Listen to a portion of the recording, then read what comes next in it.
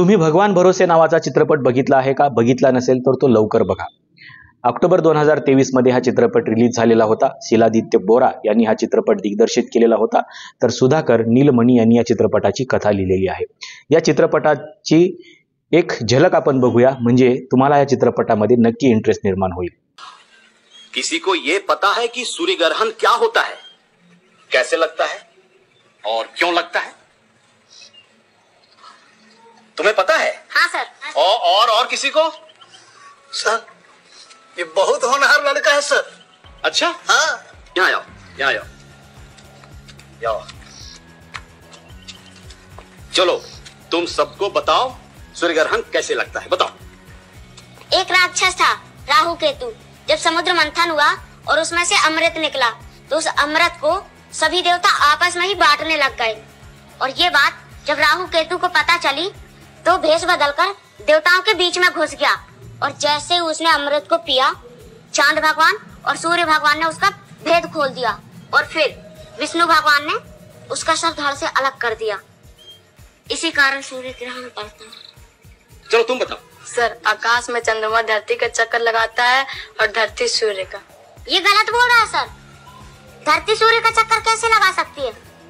धरती तो शेषनाग के सर पर विराजमान है. अरे इतना जल्दी कैसे आ गए? तबीयत तो ठीक है? हम स्कूल नहीं जाएंगे. मास्टर लोग पगला गया है. कौन मास्टर? सबके साथ. हाँ, हम पागल, सबके सब मास्टर पागल. एक तुम ही हो जो समझदार हो. सही कह रहा हूँ. पंडित जी की कहानी सुनाई थी राहु केतु वाली. हमको जोर से डपट दिया और कह रहा था कि धरती सूर्य के चारों ओर घूमती है, इस कारण सूर्य ग्रहण लगता है. और तो और कह रहा था कि धरती आकाश में लटका हुआ है. बता, कोई चीज आकाश में कैसे लटकी रह सकती है? ये देख, चप्पल तो नीचे गिर गई ना. ये तो मैं लटका रहा आकाश में.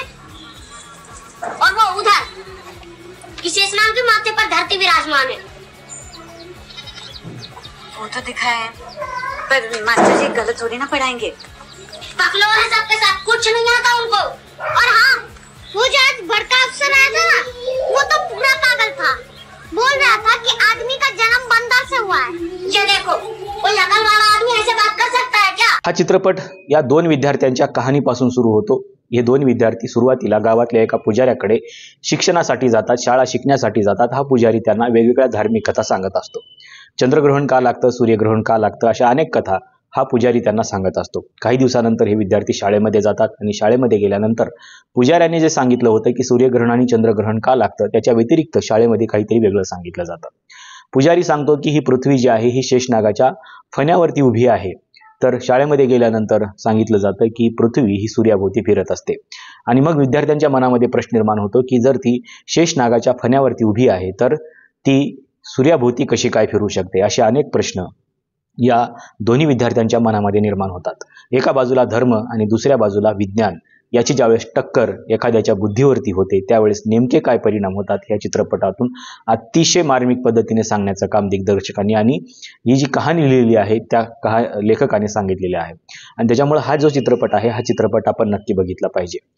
आपण ज्यावेळेस मुलांना शाळेमध्ये टाकतो त्यावेळेस त्याच्यावरती आपण जर अगोदरच काही धार्मिक संस्कार केले असतील किंवा त्याला जर काही धार्मिक कथा सांगितल्या असतील तर त्याचा सामना भविष्यामध्ये विज्ञानाशी होऊ शकतो. आणि जेव्हा त्याचा सामना विज्ञानाशी होतो त्यावेळेस त्याच्या मनामध्ये अनेक प्रश्न निर्माण होतात. त्याच्यामुळे तुम्ही सांगितलेल्या जे कथा आहेत त्या कथा खऱ्या आहेत की खोट्या आहेत, किंवा शाळेमध्ये जे शिकवलं जातं ते खरं आहे की खोटं आहे हे समजायला त्याला प्रचंड वेळ जाऊ शकतो, कारण त्याच्या मनावरती तुम्ही परिणाम केलेले असतात. आणि म्हणून या दोन्ही विद्यार्थ्यांच्या मनामध्ये जे प्रश्न निर्माण झालेले आहेत हे प्रश्न ते घरी देखील चर्चा करतात आणि सांगतात की शाळेतल्या शिक्षकांना काहीही समजत नाही. जर पृथ्वी शेषनागाच्या फण्यावरती उभी आहे तर मग ती सूर्याभोवती कशी काय फिरू शकते. त्यातला दुसरा विद्यार्थी असं म्हणतो की एक शिक्षक तर सांगत होते की माणसाची उत्पत्ती ही माकडापासून झालेली आहे आणि त्याला तो शिक्षकच मूर्ख वाटायला लागतो. आणि म्हणून तो म्हणतो की शिक्षकांना काहीही कळत नाही. असं कोणी शहाणा माणूस म्हणू शकतो का की माणसाची उत्पत्ती ही माकडापासून झालेली आहे? असे प्रश्न त्यांच्या मनामध्ये निर्माण होतात.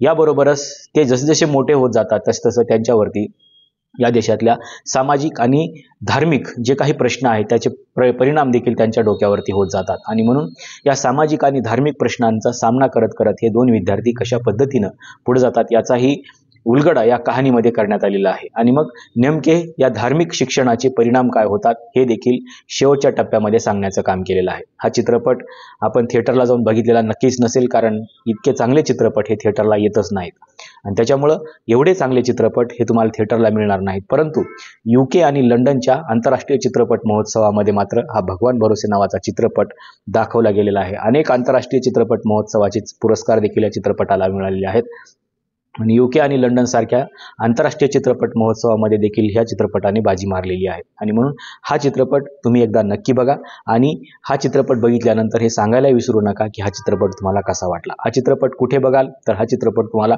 यूट्यूबला भगवान भरोसे नावाचा चित्रपट असं सहज सर्च केलं तरी तुम्हाला सापडेल किंवा त्याची लिंक मी डिस्क्रिप्शन बॉक्समध्ये देतो, त्याच्यावरती देखील क्लिक करून तुम्ही हा चित्रपट बघू शकता. त्या लिंकवरती क्लिक करा किंवा यूट्यूबला सर्च करा, पण नक्की सर्च करून हा चित्रपट बघायला विसरू नका आणि हा चित्रपट कसा वाटला हेही सांगायला विसरू नका. आजच्या व्हिडिओमध्ये इथेच थांबूया. धन्यवाद.